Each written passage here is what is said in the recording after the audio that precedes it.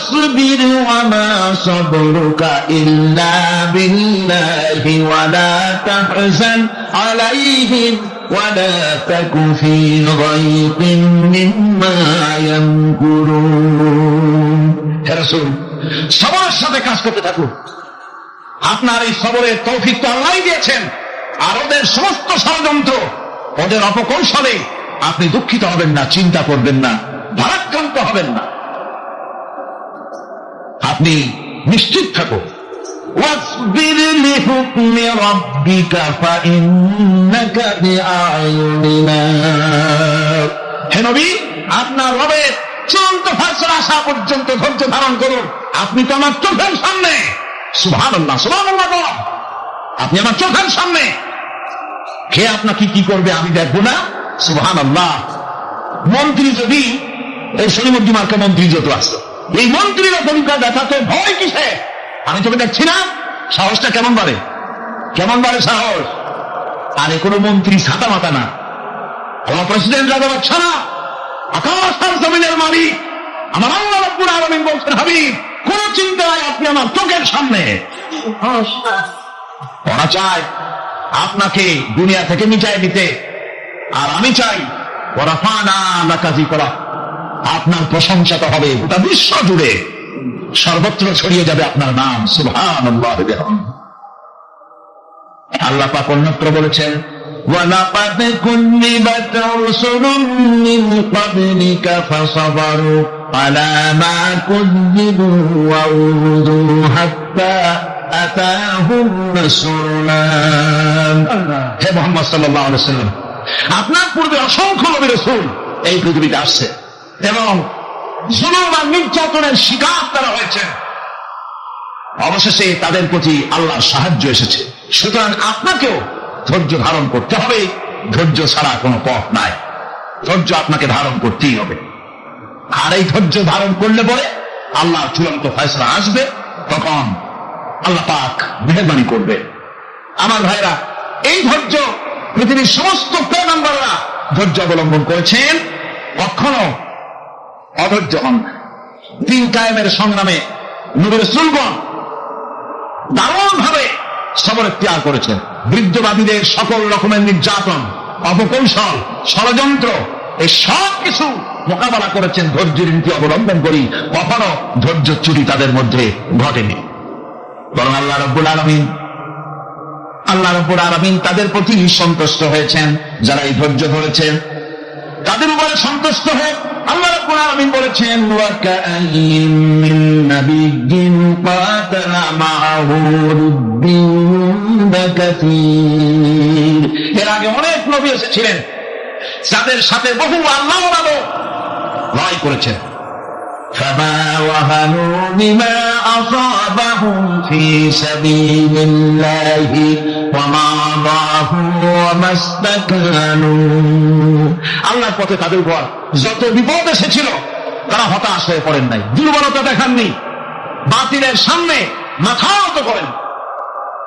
ওয়াল্লাহু ইউহিব্বুস Saverin. আর আল্লাহ পাক ধৈর্যশীল যারা, তাদেরকে আল্লাহ পাক ভালোবাসে। আমার ভাইরা,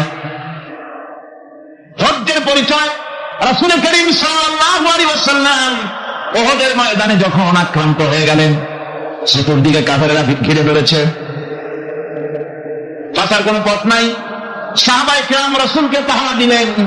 যারা রাসূলকে পাহারা দিতে দাঁড়াইছে, জীবন দিয়ে পাহারা দিতে দাঁড়ায় গেছে, রাসূলের দিকে মুখ দিয়া, পিঠটা বাইরের দিকে দিয়ে রাসূলকে পাহারা দেওয়া শুরু করেছেন।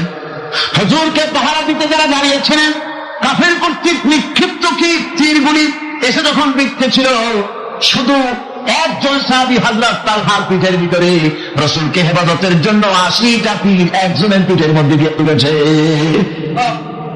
এক অসতর্ক মুহূর্তে নবীজির জানদান মোবারক শহীদ হয়ে গেল, শিরস্থান ভেঙে গেল, লোহার কড়া প্রবিষ্ট হয়ে গেল কপালের ভিতরে। হুজুর মাথা ঘুরে পড়ে গেলেন। হযরত আবু উবাইদা রাদিয়াল্লাহু তাআলা আনহু হুজুরের মস্তক মোবারক করে নিয়ে তারপরে বহু কষ্ট করে মাথা থেকে লোহার কড়া বের করলেন। এবার ওই কড়ার ছিদ্র দিয়ে রক্ত আসতেছে, মুখ দিয়ে রক্ত পড়তেছে, দাড়ি ভিজে যাচ্ছে। বুখারী শরীফে এসেছে, আল্লাহর নবী দুইখানা হাত রক্ত চোখের সামনে দেখে বলছেন, আহারে এই কওমের খাবার কি করে হবে, এই কওমের মুক্তি কি করে হবে, এই কওমের নাজাত কি করে হবে, যে কওম তার নবীর চেহারা রক্ত দিয়ে আল্লাহ বাড়িয়ে দিল। নবীজি বললেন, আল্লাহুম্মা গফিরলি কওমি ফাইন্নাহুম লা ইয়ালামুন, আয় আল্লাহ পাক আমার এই কওম বুঝতে পারে না, এদেরকে মাফ করে দাও। খবর ছড়িয়ে গেল নবীজি শহীদ হয়ে গিয়েছেন। খবর ছড়িয়ে গেল চতুর্দিকে, মদিনায় খবর ছড়িয়ে গেল, মানুষ পাগলের মতো দৌড়ানো শুরু করে দিল। এক মেয়ে লোক দৌড়াচ্ছে ওদের দিকে, কয়েকজন সাহাবীর সঙ্গে দেখা, তারা জিজ্ঞেস করলেন দৌড়াও কেন, মহিলা যাও কই, কয় ওদের দিকে যেতেছি, কয় যায় তো কোনো লাভ নাই, যেহেতু তোমার যে স্বামী এসেছিলেন জিহাদের ময়দানে তিনি তো শহীদ হয়ে গেছেন। মহিলা বলতেছে কে শহীদ হয়েছে শুনতে চাই না, আগে বলো নবীজি কেমন আছে। আবার কিছুক্ষণ পর আর কয়েকজনের সঙ্গে দেখা, তারা বলছে মেয়ে লোক দৌড়াও কই, যাচ্ছি ওহদের দিকে। তারা বলছেন যে কোনো লাভ নাই, তোমার যে দুইটা কলিজার টুকরা সন্তান ওহদে এসেছিল দুটি শহীদ হয়ে গেছে। মা বলতেছি ও সাহাবী কে শহীদ হয়েছে শুনতে চাই না, তাড়াতাড়ি করে বলো আল্লাহ নবী মুহাম্মদ রাসূলুল্লাহ সাল্লাল্লাহু আলাইহি ওয়াসাল্লাম কেমন আছে। দৌড়াতে দৌড়াতে ওহদের মাঝে সাহাবায়ে কেরাম পরিবেষ্টিত, আল্লাহর নবীর কাছে গিয়ে হুজুরের জীবিত চেহারা মোবারকের দিকে তাকাইয়া মেয়ে লোকটি কাঁদতেছে আর বলতেছে, ইয়া রাসূলুল্লাহ আমার স্বামী মরাশু, আমার কলিজার টুকরা দুইটা সন্তান মরাশু, আমার কলিজা থেকে মিশে গেছে, আপনি বেঁচে আছেন তামাম মুসলমানদের চাইতে বড় সান্ত্বনার নাই। ভাইরা আমার, রাসূল করিম সাল্লাল্লাহু আলাইহি ওয়াসাল্লাম এভাবে করে ধৈর্যের পরিচয় দিয়েছেন, গালাগালি দেন নাই, রাগ করেন নাই, বদদোয়া করেন নাই। সুবহানাল্লাহ, সুবহানাল্লাহ। হযরত আইয়ুব আলাইহিস সালামের সবরের ঘটনা কোরআনে কারীম তুলে ধরেছেন। হযরত আইয়ুব 18টি বছর পর্যন্ত রোগের মধ্যে পড়ে আছেন, এত অসুখ করেছে, এত রোগ, শরীর পচে গিয়েছে, গায়ে পোকা ধরেছে, দুর্গন্ধ হয়ে গিয়েছে, বিবিরাও চলে গিয়েছে, ছেলে মেয়ে পাড়ার লোকেরা দূর দূর করে তাড়িয়ে দিয়েছে। এবার জঙ্গলের ভিতরে গিয়ে আশ্রয় নিয়েছেন। এমন অবস্থা হয়েছে শরীর পচে পচে জিহ্বায় যখন পোকা ধরা শুরু করে দিল, হযরত আইয়ুব আলাইহিস সালাম তখন আল্লাহ রাব্বুল আলামিনের দরবারে এই প্রথমবারের মতো তিনি বললেন, রব্বুল আলামিন, আয় আল্লাহ তাআলা, সমস্ত শরীর জড়জড় হয়ে গিয়েছে, গায়ে পোকা ধরেছি, আমি কোনো কথা বলি নাই, আমি খামোশ থেকে জিকির আজগার করতেছিলাম। আয় আল্লাহ, এখন দেখি আমার জিহ্বায় পোকা ধরেছে, পোকা ধরা শুরু হয়েছে, আমার জিহ্বাটায় পোকা তুমি দয়া করে দিও না, কারণ আমার জিহ্বায় যদি পোকা হয়ে যায় তাহলে তোমার মতো আল্লাহর জিকির আমি কি দিয়া করব, আমার জিহ্বাটা তুমি দয়া করে ভালো রাখো। কোরআনে কারীম বলছি, وأيوب إذ نادى ربه إني مسني الضر وأنت أرحم الراحمين। স্মরণ করো সেই সময় কথা যখন আইয়ুব তার রবকে দেখে বলেছিল, আমি অসুস্থ আর তুমি তো রহমান রহিম দয়াময়। ভাষাটা দেখেন কি সুন্দর, এর থেকে কি আল্লাহ আর কিছু বলা লাগে? আল্লাহ পাকের কাছে তিনি বলতেছেন, আল্লাহ আমি তো অসুস্থ, আমি তো অসুখ করেছে আমার, আর তুমি তো দয়াময় রহমান রহিম। এক অন্ধ, ঈদের দিন কত অন্ধ তো আসে খরচ করার জন্য, ভিক্ষা করার জন্য, চতুর্দিকে ভিক্ষা করতেছে অন্ধরা। এক অন্ধ ঈদের গেটের কাছে দাঁড়ায় বলতেছে, ভাইরা আজ হচ্ছে ঈদের দিন আর আমি কিছু দেখতে পাচ্ছি না, বেশি পয়সা পাইনি। মানুষের দিন তার প্রতি আকৃষ্ট হয়ে গেছে, আরে কি কথা, আজ ঈদের দিন সকলে আনন্দ করছে আর আমি কিছুই দেখতে পাচ্ছি না। সে কিন্তু কিছু চায় নাই। ভাষার ভিতরে, কথা বলার ভিতরে এ ধরনের টেকনিক আছে। হযরত আইয়ুব আলাইহিস সালাম বললেন না যে আল্লাহ আমারে মাফ করে দাও, কষ্টের মধ্যে আছি। তিনি শুধু বলেছেন, রব্বুল আলামিন আমি অসুস্থ হয়ে পড়েছি, আমার অসুখ করেছে, আর তোমার নাম রহমান রহিম। এতটুকু কথা বলেছেন, আল্লাহ রাব্বুল আলামিনের দরজায়, তার দরবারে আইয়ুব আলাইহিস সালামের ডাক চলে গেছে। যায় নাই? কোন অসুবিধা আছে নাকি? কোন অসুবিধা নাই। পানির তলা দিয়া যদি কেউ ডাক দেয়, পাহাড়ের ভিতরে বসে যদি কেউ ডাক দেয়, আল্লাহ রাব্বুল আলামিন তা শুনতে পান। ইউনূস আলাইহিস সালাম মাছের পেটে বসে চিৎকার মেরেছিলেন, লা ইলাহা ইল্লা আনতা সুবহানাকা ইন্নী কুনতু মিনাজ জালিমিন। তিনি বলছিলেন, আল্লাহ তাআলা, আমি তোমার প্রশংসা করছি, তুমি ছাড়া উপাস্য নাই, মাবুদ নাই, আমি তোমার পবিত্রতা ঘোষণা করছি, আমি তো জালিমদের অন্তর্ভুক্ত হয়ে গেছি। বাস এতটুকুন কথাই বলেছেন।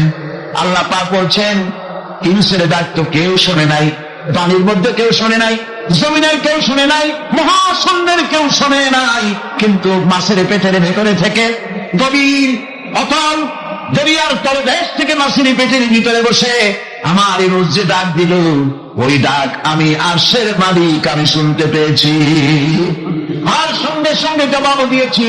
ফাস্তাজাবনা লাহু ওয়া নাজ্জাইনাহু মিনাল গাম্মি ওয়া কাযালিকা নুজিল মুমিনিন। ডাকের সাড়া দিলাম, বিপদ দিয়ে বাঁচায় দিলাম। শুধু ইউনুসের না, আল্লাহ পাক এ জায়গায় আবার ওয়াদা করলেন, দুনিয়ার যত মুমিন বান্দা আছে তারা যদি কখনো বিপদে পড়ে যায় আর আমারে যদি ডাকে, আমি এইরকম করে বিপদ থেকে বাঁচায়া দেব। আইয়ুব আলাইহিস সালাম যখন আল্লাহ রাব্বুল আলামিনের কাছে ফরিয়াদ করলেন, আল্লাহ পাক তখন বলছেন, কোরআনে কারীম বলছে, ফাস্তাজাবনা লাহু ফাকাশাফনা মা বিহি মিন দুরর আতাইনাহু আহলাহু ওয়া মিসলাহুম মাআহুম রাহমাতাম মিন ইনদিনা ওয়া যিকরা লিল আবিদিন। আমি আইয়ুবের দোয়া কবুল করে নিলাম, শুধু তার পরিবার বর্গই দিলাম না, বরং আরো কিছু নিয়ামত আমি তাকে দান করে দিলাম। এবং তাই জন্য যেহেতু তারা ছিল আমার অনুগত বান্দা, আমার বাধ্যগত, আমি এই জন্য রহম করেছি, সমস্ত রোগ শোক আমি মাফ করে দিয়েছি। আমাদের সামান্য একটু জ্বর হয়, যদি 2-3 দিন জ্বর হয়েছে, জ্বর ছাড়ে না, বলে যে এত ভালো ভালো কাজ করি, তারপর আমার এত জ্বর হওয়া লাগে,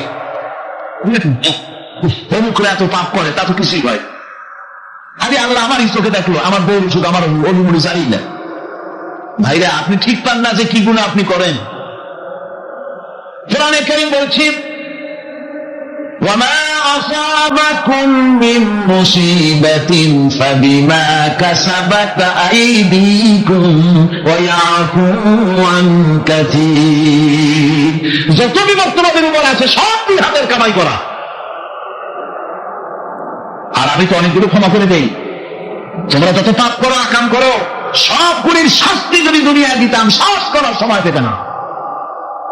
অসুখ হলেই অধৈর্য হয়ে যেও না, ধৈর্য ধরো। আল্লাহ পাক বলেন, শুধু আইয়ুব নয়, ওয়া ইসমাঈল ওয়া ইদরিস ওয়া যাল কিফলি কুল্লুম মিনাস সাবিরিন। এইভাবে করে ইসমাঈল, ইদরিস, যুলকিফল সবাই ছিল ধৈর্যশীল। জোরে সুবহানাল্লাহ। ধৈর্যের চরম পরাকাষ্ঠা ছিলেন তিনি। কোরআনে কারীম নবীদের এই কথাগুলি আমাদের শোনাচ্ছে। হযরত ইয়াকুব আলাইহিস সালাম, কলিজার টুকরা সন্তান হযরত ইউসুফ আলাইহিস সালামের জন্য তার মনটা পাগল ছিল। এত সুন্দর করে আল্লাহ তারে বানাইছিলেন, এত তিনি ছিলেন সৌন্দর্যের পিরামিড, যারা দেখলে চোখ ফিরানো যায় না। এমন সুন্দর সুপুরুষ যারা দেখি সেই যুগে সুন্দরী যুবতী মেয়েরা রূপের মোহে পড়ে নিজেদের আঙ্গুলগুলি কেটে ফেলে দিয়েছিল। রূপের মোহে এমন অবশ হয়ে গেছে, আঙ্গুল কেটেছে, হাত কেটেছে, টের পায় নাই। আবার ভুল বুঝবেন না, দুনিয়ার সেরা সুন্দর পুরুষ ইউসুফ আলাইহিস সালাম, তা কিন্তু রাসূলের চাইতে বেশি নয়। হযরত উম্মুল মুমিনিন আয়েশা রাদিয়াল্লাহু তাআলা আনহা তিনি বলেছেন, যেই সব সুন্দরী রমণীরা ইউসুফ আলাইহিস সালামকে দেখে রূপের মোহে পড়ে নিজেদের আঙ্গুলগুলো কেটে ফেলেছিল, ওরা যদি আমার হাবিবকে দেখতো, ওরা যদি আল্লাহ রাসূলকে দেখতো, তাহলে হাত কাটতে কাটতে কোন ফাঁকেতে কলিজা কেটে ফেলে দিত, ওরা টের পেত না। আমার বন্ধুগণ, হযরত আইয়ুব আলাইহিস সালাম সন্তানের মায়া, অন্যান্য ভাইরা হিংসায় পড়ে গেল, তারা নিয়ে তাকে কুয়ায় ফেলে দিল। সেখান থেকে তারা একটা ছাগল বা কোনো পশু জবাহ করে তার রক্ত মাখাইয়া জামানে হাজির করে দিল। হযরত ইয়াকুব আলাইহিস সালামের সামনে যে তাদের নিয়ে খেলা করতে গিয়েছিলাম, আমরা খেলায় লিপ্ত ছিলাম, বাঘে খেয়ে ফেলাইছে। এগুলি কি গল্প? এগুলি কি কোরআন? আল্লাহ পাক শোনাচ্ছেন, বিশ্ববাসীকে শোনাইছেন। সূরা ইউসুফের চাইতে এত সুন্দর উপাখ্যান গোটা পৃথিবীতে আর নাই। সুবহানাল্লাহ। অনেকে ইউসুফ জুলাইখার কেসা খুব মজা করে পড়ে, ফুর্তি করে, প্রেমের গল্প পড়ে। এটা কোনো প্রেমের গল্প নয়। ইউসুফ আলাইহিস সালাম, জুলাইখা ইউসুফ আলাইহিস সালামের জন্য কাঁদতে কাঁদতে চোখ কানা হয়ে গেছে। এরপর ইউসুফ আলাইহিস সালাম জুলাইখাকে পাওয়ার জন্য পাগল হয়ে গেছে। নাউযুবিল্লাহ, এটা হয়নি কখনো। তিনি আল্লাহর পয়গম্বর, আর আল্লাহ কেমনে তারা বাঁচিয়েছেন। যখন জুলাইখা ঘরের ভিতরে সুন্দর করে যৌন উন্মাদনামূলক চিত্র অঙ্কিত করে ঘরের মধ্যে আটকায় দিয়েছে, তালা লাগায় দিয়েছে, আর নিজে যৌন দীপক কাপড় চোপড় পরেছে না পরার মতোই। সে যুগের সুন্দরী মেয়ে জুলাইখা। তার কুপ্রবৃত্তিকে চরিতার্থ করার জন্য আহ্বান করা হয়েছে। হযরত ইউসুফ আলাইহিস সালাম লক্ষ্য করে দেখলেন এমন জায়গা, এখান থেকে পালাবার তো পথ নাই, দরজা বন্ধ করে দিয়েছেন। তিনি শুধু তখন কেবলমাত্র আল্লাহ রাব্বুল আলামিনকে ভয় করলেন। আল্লাহকে ভয় করে আল্লাহর নাম নিয়ে যখন তারা বদ্ধ দরজার দিকে দৌড় দিয়েছেন, আল্লাহ রাব্বুল আলামিন আপন কুদরতে তালাগুলি খুলে দরজা তার জন্য উন্মুক্ত করে দিলেন।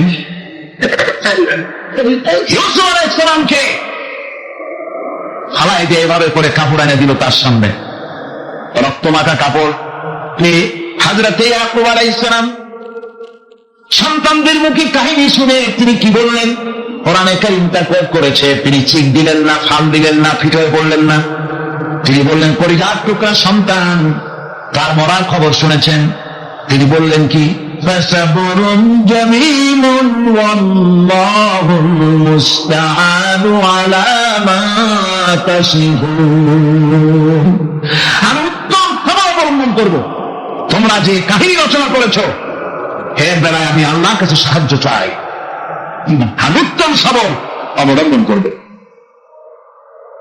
আমার ভাইয়েরা, 11 ভাই মনে করেছিল ইউসুফ আলাইহিস সালামকে মরণ কুয়ায় ফেলাই দিছি। তারা তো ঠিক পায় নাই এটা মরণ কুয়া না, এটা হচ্ছে একটা সুড়ঙ্গ, যাকে ইংরেজিতে বলে টানেল। এটা এমন একটা সুড়ঙ্গ, ওরা মনে করেছে মরণ কুয়া, কিন্তু আল্লাহ রাব্বুল আলামিন এই কুয়াতে এমন বানালেন, ওরা একদিকে ফেলাই দিল মরণ কুয়ায়, এই কুয়ার আর এক মুখ দিয়া আল্লাহ রাব্বুল আলামিন ইউসুফ আলাইহিস সালামকে নিয়ে মিশরের সিংহাসনে বসায়া দিলেন। এটা মরণ কুয়া নয়, এটা রাজ সিংহাসনে বসার সুড়ঙ্গ পথ। ইউসুফ আলাইহিস সালাম আজ প্রেসিডেন্ট, প্রেসিডেন্ট হয়ে বসে আছেন। ওদিকে কেনানে অভাব লেগে গেছে, সেখানকার মানুষেরা সাহায্য নিতে এসেছে। ওই 11 ভাই আসছে। হযরত ইউসুফ আলাইহিস সালাম দেখেই চিনে ফেলেছে, ওরা কিন্তু তখনও ঠিক পায় নাই।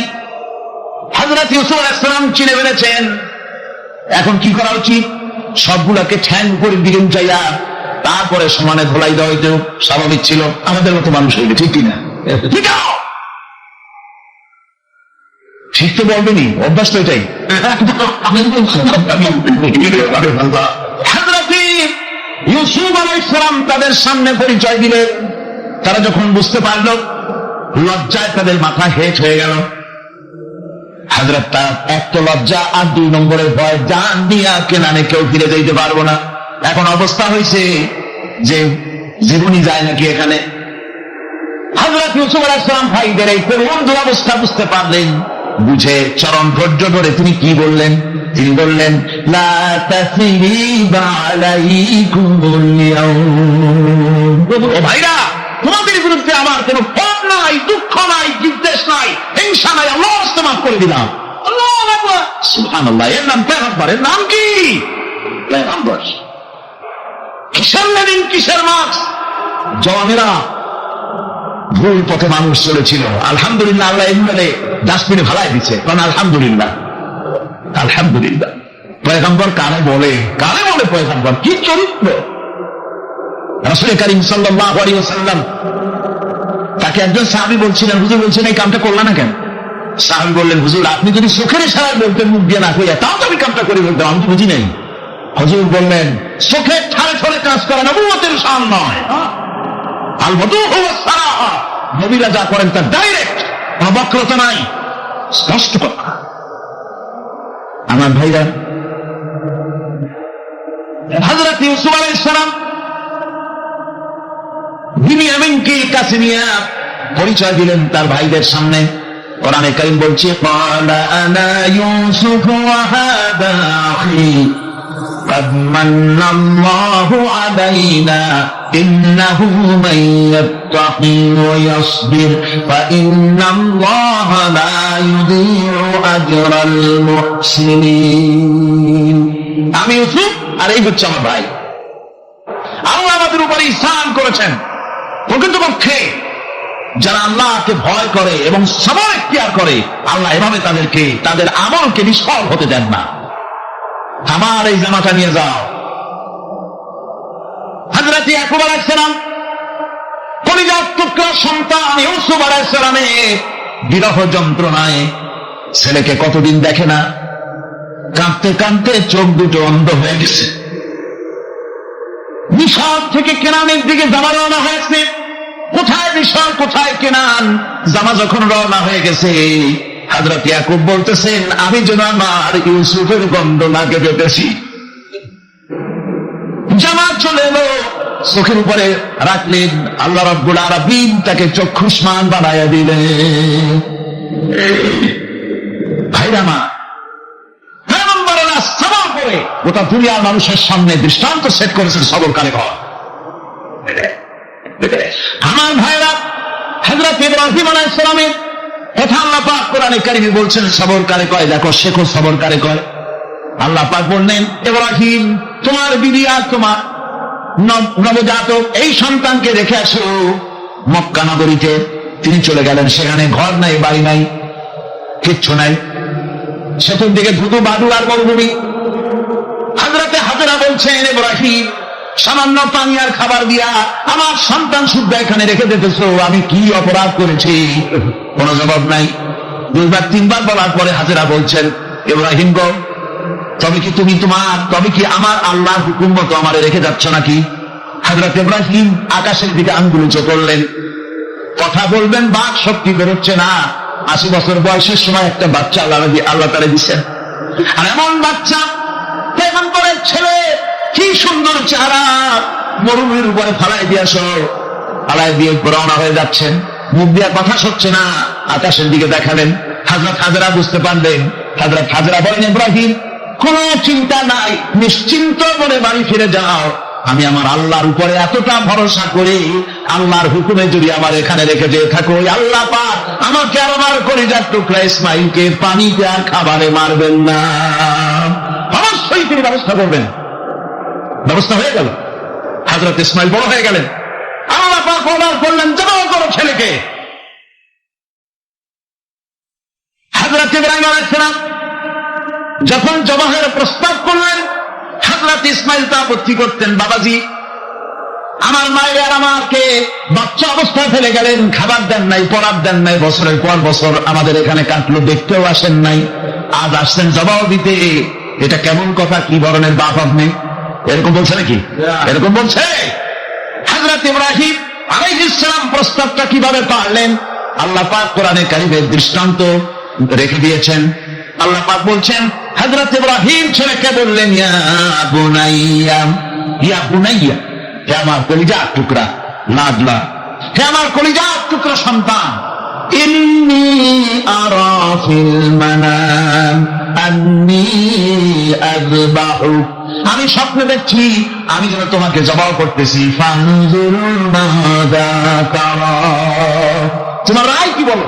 আমি তো স্বপ্নে দেখছি যে আমি তোমাকে জবাই করতেছি, এখন তোমার রায় কি, তোমার মত কি? হযরত ইসমাঈল আলাইহিস সালাম শুনে দিলেন দৌড়, নাকি না? হযরত ইসমাঈল আলাইহিস সালাম ধৈর্যের প্রতীক, তিনি কি কথা বললেন? তার মুখের কথা কোরআন শরীফ আল্লাহ পাক উঠায় দিলেন। হযরত ইসমাঈল বললেন, ইয়া আবাতি ফাআল মা তুমারু সাতাজিদুনি ইনশাআল্লাহু মিনাস সাবিরিন, হে আমার পিতা, আপনি যে ব্যাপারে আদিষ্ট হয়েছেন আপনি তা পালন করুন, অবশ্যই আমাকে ধৈর্যধারীদের মধ্যে পাওয়া যাবেন। সুবহানাল্লাহ। এক বর্ণনায় এসেছে হযরত ইসমাঈল বললেন, আব্বাজান আমি ধৈর্যধারীদের ভিতরে আমারে পাবেন, তবে জবাহ করার আগে আমার হাত পাওটা একটু বেঁধে নেন, কারণ জবাহের যন্ত্রণায় আপনার গায়ে যদি আমার হাত পাও লেগে যায় তো বেয়াদবি হয়ে যেতে পারে। আর আমি মরে আমার জবাহ হয়ে যাওয়ার পর আমার রক্ত মাথা জামাটা নিয়ে আমার মা হাজেরারে দিবেন, কারণ তাকে মা বলবো তার মতো আর তো কেউ নাই। হযরত ইব্রাহিম তাকে বাঁধবার জন্য প্রস্তুতি নিলেন। হযরত ইসমাঈল বলছেন, আব্বাজান বাঁধবেন না, বাঁধার প্রয়োজন নাই। বলে কেন? একবার বাঁধতে বললে আবার তুমি নিষেধ করছো কেন? ছেলে বলছেন, আব্বাজান বাঁধবো না এই জন্যে, হয়তো কিয়ামতেই প্রশ্ন উঠতে পারে যে আল্লাহর হুকুমে রাজি ছিল না বলে হাত পা বাঁধা জবাহ করছে। আমি এই সুযোগ দিব না, আপনি জবাহ করেন, আমি এতটুকু নড়াচড়া করব না। ধৈর্যের চরম প্রতীক হযরতে ইসমাঈল আলাইহিস সালাম দেখাই দিয়েছেন ধৈর্য কারে কয়। আমার বন্ধুগণ, এই পৃথিবীর সবচাইতে ধৈর্যের বড় প্রতীক হতেছেন ইমামুল মুরসালিন, আশরাফুল আম্বিয়া, সাইয়্যিদুল মুরসালিন জনাবে মুহাম্মদুর রাসূলুল্লাহ সাল্লাল্লাহু আলাইহি ওয়াসাল্লাম। আমার বন্ধুগণ, সবচাইতে বড় ধৈর্যের প্রতীক তিনি। কাউকে একটা গালি দেন নাই জীবনে, কাউকে ঠাট্টা করেন নাই, কাউকে মারেন নাই, কারো মনে দুঃখ দেন নাই। তিনি দুঃখ পেয়েছেন, তিনি কাউকে দুঃখ দেন নাই। তিনি কষ্ট পেয়েছেন, কাউকে কষ্ট দেন নাই। আমার ভাইরা, তায়েফের ময়দান, আমার নিজের চোখে তায়েফে যেদিন আমি তায়েফ দেখলাম, আমি তায়েফে ঢুকেছি, জীবনে কোনোদিন যাই নাই। রমজান মোবারকে আমি সেখানে গেলাম, আমাকে বসার জন্য তারা নিয়ে যাবে। আমি বললাম আগে বসবো না, আমারে আগে নিয়ে যাও, আমার নবীকে কোন জায়গায় ওরা মেরেছিল সে জায়গাটা দেখাও। তায়েফের সেই গলিতে যখন আমি গিয়েছি, দুই দিকে পাহাড় দাঁড়ানো, তায়েফের লোক আমার সাথে ছিল, তারা বললো এই জায়গাটা প্রথম যেখানে চতুর্দিক থেকে নবীকে পাথর মারছিল আর আল্লাহ নবী বেহুশ হয়ে পড়ে গিয়েছিলেন। 3টা দিন না খাওয়া, হযরতে খাদিজা নাই, আবু তালিব নাই, মক্কায় জায়গা নাই পা রাখার। নবীজি 3টা দিন ঘুরলেন। নেতারা বলল, তুমি যদি নবী বলো তো এতিম বলে কেন? আল্লাহ নবী বানাবার জন্য কি একটা ধনী মানুষ পায় না? তোমার মতো এতিম আর গরিবের নবী বানাইল কেন?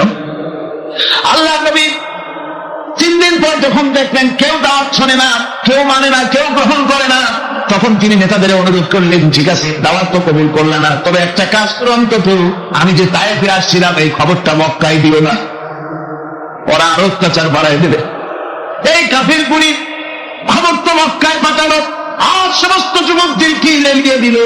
যুবকেরা চতুর্দিকে দাঁড়াইছে, রাসূলকে পাথর মারা শুরু করে দিল। আমি যখন রেল লাইনের থেকে হাঁটি, যখন রেল লাইন কোন সময় দেখি, রেলের পাথরগুলি, রেল লাইনের পাথরগুলি দেখলি আমার মাথায় যেন কেন তাইফের কথা বলে এসে যায়। আরে মানুষের গায়ে পাথর মারলে কি অবস্থার সৃষ্টি হয়? পাথর নূরের শরীর, রহমতের শরীর, কিছু কিছু রক্ত ঝরছে। নবীজিকে জোর করে উঠে জবরদস্তি করে হাঁটার জন্য তারা ধাক্কা মারতেছে। আবার কিছুদিন গিয়ে নবীজি আবার বেহুশ হয়ে পড়েছেন, এইখান থেকে আবার উঠাইছে, আবার ধাক্কা মারতেছে। 3 নম্বরের আর একটা জায়গা আছে যেখানে ভাঙ্গা একটা মসজিদ। তাইফের লোকেরা আমাকে বললো এই জায়গাটা হলো শেষ জায়গা যেখানে রাসূল করিম 3য়বারের মতো বেহুশ হয়েছিলেন, এখানেই হুজুরের রক্ত ঝরেছে বেশি। 2 রাকাত নামাজ পড়লাম, সিজদায় পড়ে এমন কান্না কান্নাম আল্লাহর কাছে। নবীজি যখন হুঁশ এসেছে, হযরতে জিবরাইল বলেন, ইয়া রাসূলুল্লাহ, আপনার এই কষ্ট দেখে ফেরেশতারা কাঁপতেছে, আপনি অনুমতি দিয়ে দেন এই 2 পাহাড়কে মিলাইয়া সমস্ত তায়েফবাসী কাফেরগুলি মাটির সাথে মিশাইয়া দেই। নবীজি বললেন, জিবরাইল আমি যদি হুকুম করি আর আমার হুকুম মতো যদি এই কাম করো, একটা কাফের যদি না বাঁচে তাহলে কার মুখে পৌঁছাবো লা ইলাহা ইল্লাল্লাহু মুহাম্মাদুর রাসূলুল্লাহ। আমার ভাইরা, হযরত সাল্লাল্লাহু আলাইহি ওয়াসাল্লাম উঠে বসলেন। এমন সময় হযরতে যায়েদ শরীরের রক্তগুলি মুছে দিতেছেন। রাসূল সাল্লাল্লাহু আলাইহি ওয়াসাল্লাম বসে 2খানা হাত উত্তোলন করলেন। নবীজির চোখ থেকে পানি গড়ায় পড়তেছে। আরে কেউ নাই, আল্লাহ ছাড়া কেউ নাই সাহায্য করার। নবীজি হাত তুলে মোনাজাত করতেছেন, চোখ দিয়া পানি পড়ে দাড়ি ভিজে পড়তেছে, গায়ে দিয়া রক্ত ঝরতেছে। নবীজি কি দোয়াটা করলেন?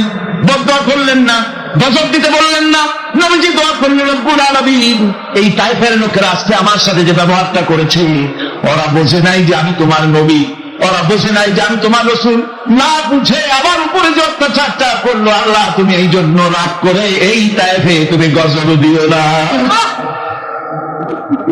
আল্লাহ পাক পরবর্তী সময় হুজুরকে স্মরণ করাই দিলেন, ওয়ামা আরসালনাকা ইল্লা রাহমাতাল লিল আলামিন।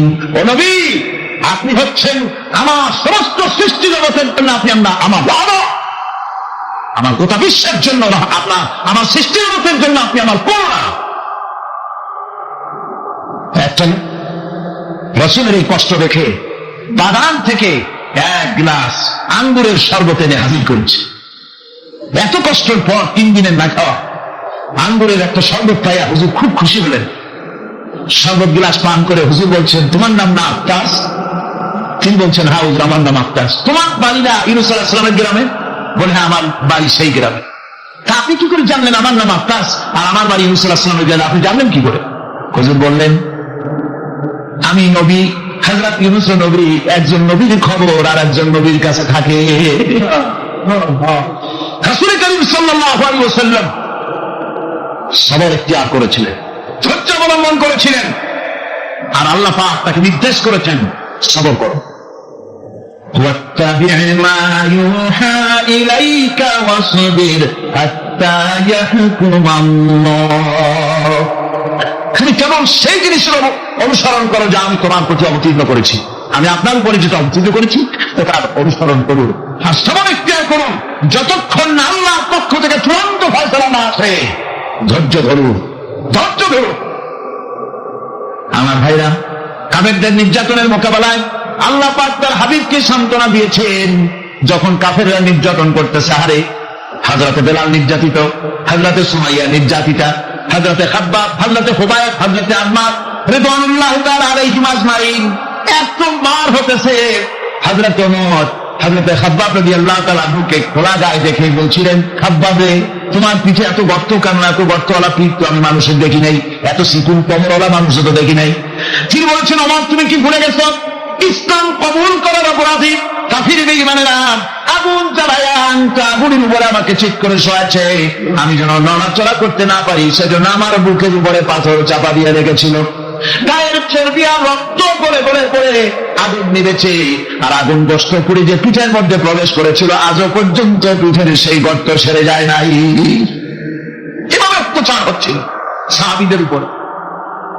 আল্লাহ রাব্বুল আলামিন তার হাবিবকে সান্ত্বনা দিলেন, ওয়াসবির ওয়ামা সাবরুকা ইল্লা বিল্লাহি ওয়ালা তাহজান আলাইহিম ওয়ালা তাকু ফি যায়কিন মিম্মা ইয়ামকুরুন।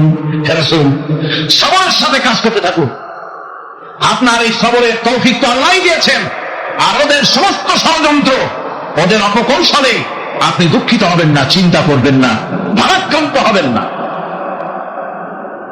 আপনি নিশ্চিত থাকুন। ওয়াসবির লিহুকমি রাব্বিকা ফাইন্নাকা বিআয়ুনিনা। হে নবী, আপনার রবের চূড়ান্ত ফয়সালা আসা পর্যন্ত ধৈর্য ধারণ করুন। আপনি তো আমার চোখের সামনে। সুবহানাল্লাহ, সুবহানাল্লাহ। আপনি আমার চোখের সামনে। কে আপনাকে কি করবে আমি দেখবো না? সুবহানাল্লাহ। মন্ত্রী যদি এই শরীফুদ্দিন মার্কা মন্ত্রী যত আছে, এই মন্ত্রীরা তরিকা দেখাতে ভয় কিসে? আমি তোকে দেখছি না? সাহসটা কেমন বাড়ে, কেমন বাড়ে সাহস?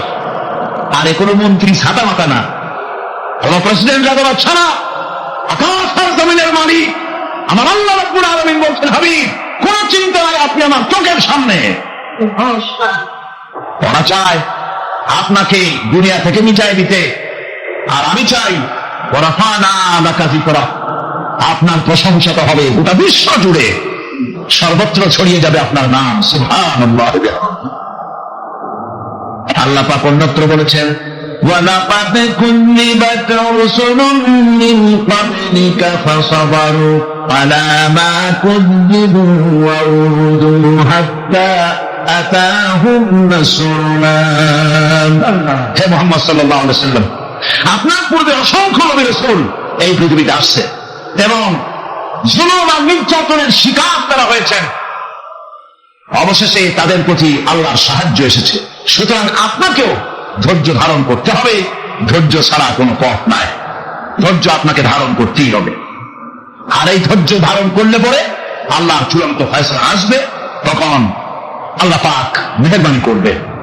আমার ভাইরা, এই ধৈর্য পৃথিবীর সমস্ত পয়গম্বররা ধৈর্য অবলম্বন করেছেন, কখনো অধৈর্য হন না। দিন কায়েমের সংগ্রামে নবী রাসূলগণ দারুণ ভাবে সবরের ত্যাগ করেছে। বৃদ্ধবাদীদের সকল রকমের নির্যাতন, অপকৌশল, ষড়যন্ত্র, এই সব কিছু মোকাবেলা করেছেন ধৈর্যের নীতি অবলম্বন করি। কখনো ধৈর্যচ্যুতি তাদের মধ্যে ঘটেনি, বরং আল্লাহ রাব্বুল আলামিন তাদের প্রতি সন্তুষ্ট হয়েছেন। যারা এই ধৈর্য ধরেছে তাদের উপরে সন্তুষ্ট হয়ে আল্লাহ রাব্বুল আলামিন বলেছেন, ওয়া কাআইয়িম মিন নাবিয়্যিন কাতালা মাআহু রাব্বিয়ুন কাসীর। এর আগে অনেক নবী এসেছিলেন যাদের সাথে বহু